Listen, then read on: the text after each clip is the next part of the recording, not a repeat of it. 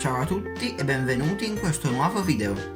Oggi ho fatto un video un po' diverso dal solito. Vi farò vedere tutto il mio laboratorio dove realizzo gli oggetti che vi faccio vedere nei video. Buona visione!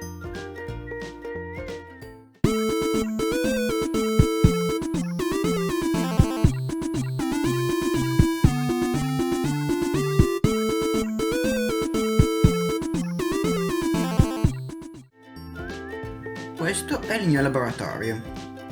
È una stanza della casa dove vivo che ho dedicato al laboratorio. C'è il banco da lavoro che ho costruito questa primavera-estate, c'è uno scaffale Ikea e c'è questa piccola scrivania Ikea che era qui già prima che dedicassi questa stanza al laboratorio. Qui c'è il banco da lavoro che vedete in ogni video. Prima c'era un tavolo Ikea che però poi ho sostituito con questo tavolo molto più robusto fissato anche al muro. Se vi interessa vedere come l'ho costruito, trovate la playlist sul mio canale.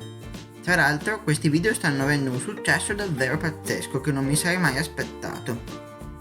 Erano i miei primi video, quindi sono abbastanza brutti, però guardateli lo stesso. Iniziamo! Attaccata al tavolo c'è questa morsa di plastica abbastanza ballerina, che però è comoda perché ci si possono mettere anche pezzi molto grandi. Qui c'è il trapano avvitatore della Bosch Professional, è molto piccolo ma per i lavori che devo fare io va benissimo perché è molto leggero e comunque ha potenza a sufficienza. Qui sotto nella scatola ci sono anche le varie punte per avvitare e forare. Poi ci sono le scatole con viti di ogni tipo e bulloni.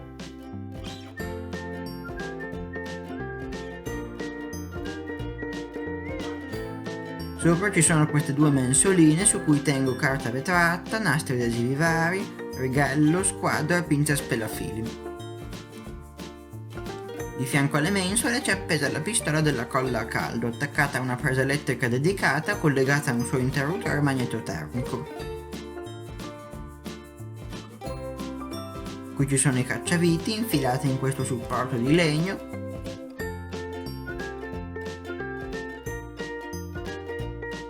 Poi ci sono le pinze, tenaglie e tronchesini di varie misure. Più avanti c'è la sega per il legno e quella per la plastica e metalli.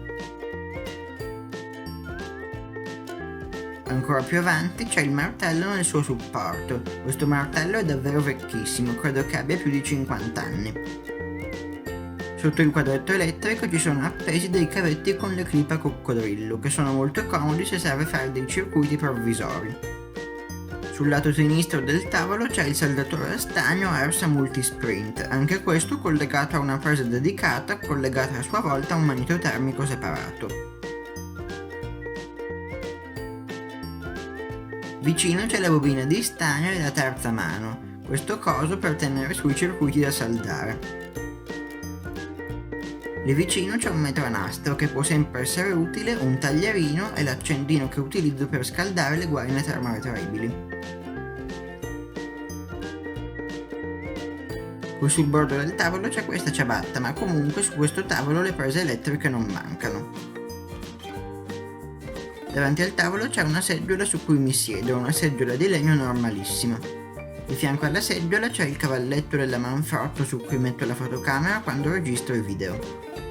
La fotocamera che ho adesso in mano e che utilizzo per registrare i miei video è la Canon EOS 800D. Di fianco al cavalletto c'è questa luce per i video improvvisata con queste due luci che avevo in casa e che prima o poi sostituirò con qualcosa di migliore. Sempre riguardo all'illuminazione, là in alto c'è un faretto LED da 30 watt con cui riesco a illuminare tutta la stanza.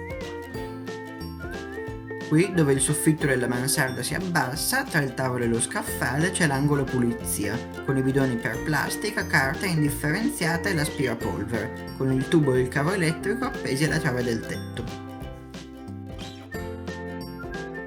Qui sulla parete bassa della stanza c'è questo scaffale Ikea in cui tengo tutti i materiali, attrezzi e altro. Ma andiamo con ordine. Sul ripiano più alto c'è una fila di scatole trasparenti Ikea in cui tengo un po' di tutto. Qui sul lato c'è una ciabatta che utilizzo per caricare la fotocamera e l'avvitatore. Poi qui nelle scatole ci sono gli attrezzi che utilizzo meno frequentemente, poi le guaine termoretraibili, gli stick di colla a caldo, alimentatori di varie tensioni e amperaggi, raccordi elettrici di ogni tipo, vernici, colle e attaccatutto vari. E poi qui c'è questo spiazzo libero dove parcheggio momentaneamente i progetti a cui sto lavorando e altri oggetti. Dietro alle scatole tengo le cose che utilizzo poco e che esteticamente non mi piace tenere davanti. Scendiamo al ripiano sotto. Qui all'inizio ci sono le rotelle di cavi elettrici per i circuiti in questo supporto di legno che ho realizzato qualche anno fa. Di fianco ci sono 3 cassette, di cui 2 con dentro i LED e una con dentro i terminali a crimpare, Fastom e simili. Qui ci sono dei blocchi di fogli di carta per appunti e progetti con sopra appoggiato il multimetro digitale o tester. Dietro c'è un'etichettatrice della Brother che utilizzo ogni tanto se mi serve stampare qualche etichetta.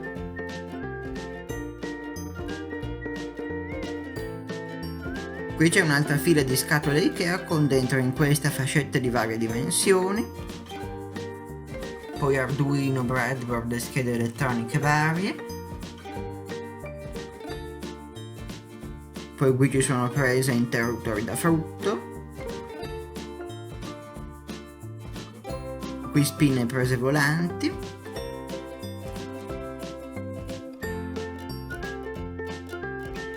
poi nastri adesivi, altri nastri adesivi, morsetti mammut, morsetti a cappuccio e delle lampadine che non sapevo dove mettere.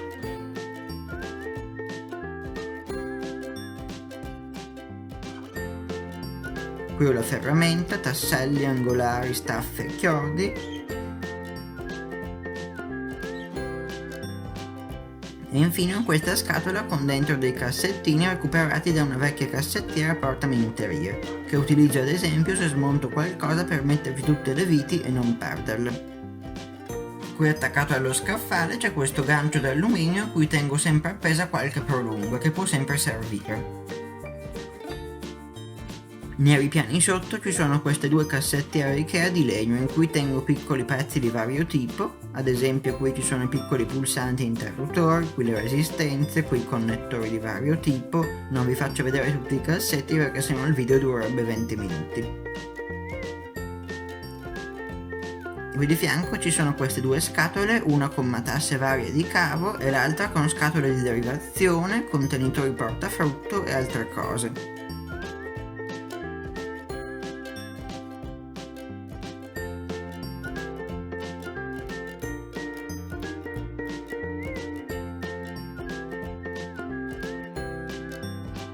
Appesa allo scaffale c'è questa riga di metallo e qua, che prima mi ero dimenticato di farvi vedere, c'è questo orologio Ikea che sarebbe da tavola, ma io l'ho avvitato qui dove mi prende meno spazio.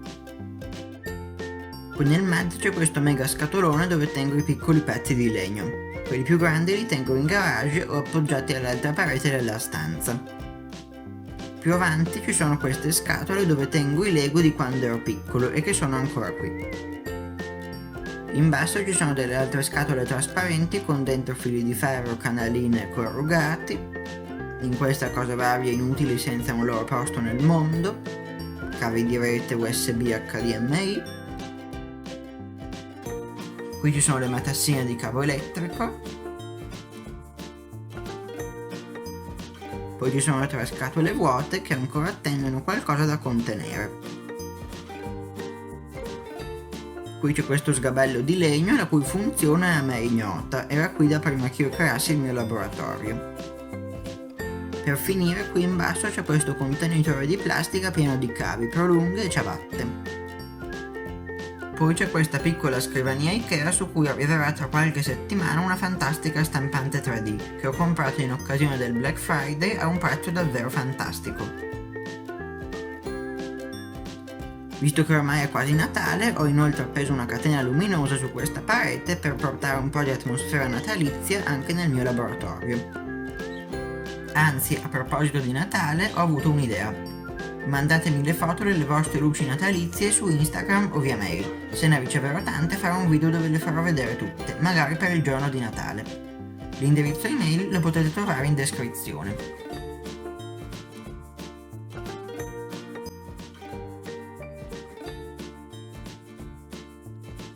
Bene, questo era il mio laboratorio, che vi ho fatto vedere nei minimi dettagli. Non ci sono di certo grandi attrezzature, però per quello che devo fare io va bene così. Ovviamente questo laboratorio non sarà mai finito e sarà in continua evoluzione, quindi se non volete perdervi le prossime modifiche al mio laboratorio e volete vedere altri progetti di Fai da te, iscrivetevi al canale, lasciate un like e seguitemi su Instagram. Se avete idee da propormi, domande o dubbi, scrivetemi un commento, sarò ben contento di rispondervi. Ciao e alla prossima!